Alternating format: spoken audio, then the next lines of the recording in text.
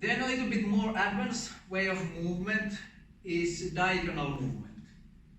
And this one is used to get to the side of opponent or even go around the opponent to get behind him or her. And again we start from the Muay Thai stance, but instead of moving forward, now we start to move about the 45-degree to the side or even a little bit more forward. And again, our body weight should stay in the middle of the feet. Now when I'm moving, I don't want to do this and I don't want to do this. I want to keep my body weight in the middle, so now again I have better control of what's happening. But now also if opponent is attacking, my body is already moving away from the attack. And then if my opponent is in this direction, I will take another step and at the same time rotate my front feet so that my waist and angle is towards the opponent. Of course, depending where the opponent is, it might be different angle. If opponent is moving forward at the same time, I might need to rotate more. But always I target my waist and chest towards the opponent, and my feet should be in a stance towards the opponent. So it's really important that when I'm moving diagonally, I'm always considering the angle towards the opponent. There's always two steps. You widen and you come back to the stance, but when you take the step number 2, that's when you take the angle towards the opponent as well.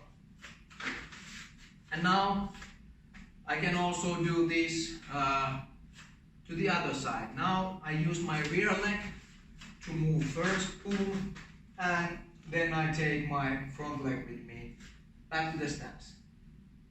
Now there's more advanced version of this movement as well, where I actually change my front leg to become rear for a while, but in this first version we just keep the stance as it was. And again, on the second step, I'm gonna target my angle towards the opponent, the waist, the chest. And by doing this, if I want to go behind the opponent, it should be possible with 2 steps. 1, 2. Now, if opponent doesn't move, I should be behind him or her. And the same, the opposite direction.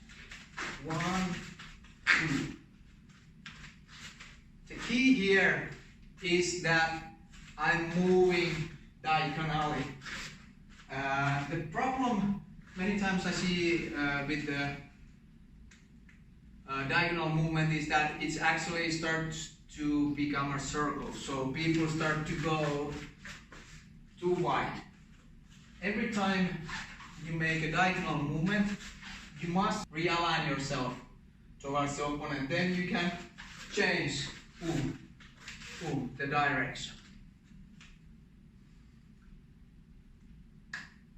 Alright, so simply you widen diagonally and realign with the second step. Boom, boom, boom. Or the other way around. Hook, hook, hook, hook, hook, hook, hook, hook. In the beginning, it might be difficult to go around with 4 steps, 4 movements, but it's okay if you do it in 5 or 6, and then you try to kind of cut the angles sharper.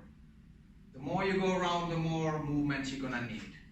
The more it's like corner, square, then the easier it will be to go around. And this is just a movement practice. Basically, it all depends on what opponent is doing. If I move backward, if I move forward, if I go diagonally, and so forth.